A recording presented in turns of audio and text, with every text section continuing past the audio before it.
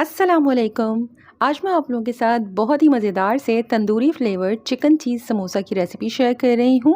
इसे आप ज़्यादा क्वांटिटी में बनाकर बहुत इजीली रमज़ान के लिए फ्रीज़ कर सकते हैं। अगर आपको बारबेक्यू फ्लेवर्ड रोल और समोसे पसंद हैं तो मेरे चैनल पर चिकन टिक्का रोल, मलाई बोटी रोल और बारबेक्यू स्प्रिंग रोल्स की रेसिपी भी मौजूद है। मैं लिंक डिस्क्रिप्शन में मेंशन कर दूँगी। रेसिपी स्टार्ट करने से पहले अगर अब तक आपने मेरे चैनल को सब्सक्राइब नहीं किया तो प्लीज़ सब्सक्राइब कर लीजिए। तो आइए शुरू करते हैं।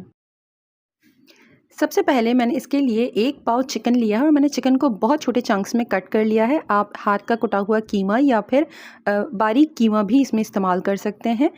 सबसे पहले मैं इसे मैरिनेट करने के लिए इसमें ऐड कर रही हूँ 1 टीस्पून अदरक का पेस्ट, 1 टीस्पून लहसुन का पेस्ट, 1 टीस्पून या 2 हरी मिर्चें मैंने चॉप कर वो इसमें ऐड कर दी हैं।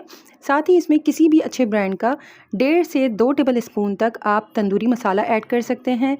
1 टेबल स्पून सोया सॉस। तमाम चीज़ों को बहुत अच्छी तरह से मिक्स कर लीजिए और इसे तकरीबन 20 से 25 मिनट के लिए मैरिनेट होने के लिए छोड़ दीजिए। अब चिकन को कुक करने के लिए पैन में सिर्फ 1 टेबल स्पून ऑयल गरम करने के बाद इसमें चिकन ऐड कर दी है और इसे 1 से 2 मिनट तक अच्छी तरह से सौते कर लीजिए।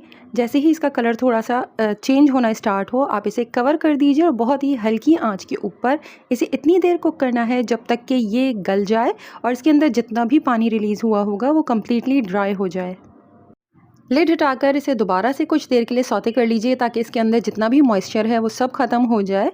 इसके बाद अगर आपको बारबेक्यू फ्लेवर पसंद है तो इसे कोयले का धुआं दे सकते हैं। मैंने यहाँ पर आज कोयले का इस्तेमाल नहीं किया है। चिकन को डिश आउट कर लीजिए और इसे कम्प्लीटली ठंडा होने के लिए छोड़ दें। इसके बाद इसमें ऐड करना है 1 दरमियाने साइज़ की प्याज बारीक चॉप करके, आधा कप स्वीट कॉर्न्स, 1/3 से आधा कप तक चेडर चीज़ और 1/3 से आधा कप मोज़रेला चीज़। मैंने यहाँ पर चीज़ को श्रेड नहीं किया है, बिल्कुल छोटे क्यूब्स में कट कर वो मैंने इसमें ऐड किया है। इस तरह से चीज़ बहुत अच्छी तरह से मेल्ट होता है। मज़ेदार सी चिकन चीज़ समोसा की फिलिंग बिल्कुल रेडी है, बहुत कम टाइम में तैयार हो जाती है। अब इसके साथ आप समोसे भी तैयार कर सकते हैं। सेम फिलिंग के साथ आप कोन्स बना सकते हैं या फिर आप स्प्रिंग रोल्स तैयार कर सकते हैं। मैं यहाँ पर आज इसके समोसे तैयार कर रही हूँ। वीडियो में बताए गए तरीके के मुताबिक समोसे तैयार करने के बाद इसे सील करने के लिए मैंने यहाँ पर आटा और पानी लेकर इसका एक पेस्ट तैयार कर लिया है। आप इसकी जगह पर एग वॉश भी कर सकते हैं। तमाम समोसे रेडी करने के बाद आप इसे एज इट इज़ फ्रीज़ कर सकते हैं, बट मैं आज इस पर कोटिंग कर रही हूँ तो आपके पास ये बिल्कुल ऑप्शन है। आप इसे बगैर कोटिंग के भी फ्राई कर सकते हैं या फ्रीज़ कर सकते हैं और कोटिंग के साथ भी। कोटिंग के लिए मैंने 2 अंडे लिए हैं, उसमें 2 टेबल स्पून पानी और नमक शामिल कर अच्छी तरह से इसे बीट कर रख लिया है। पानी ज़रूर ऐड कीजिएगा। साथ ही दूसरी प्लेट में आप ब्रेड क्रम्स निकाल कर रख लीजिए।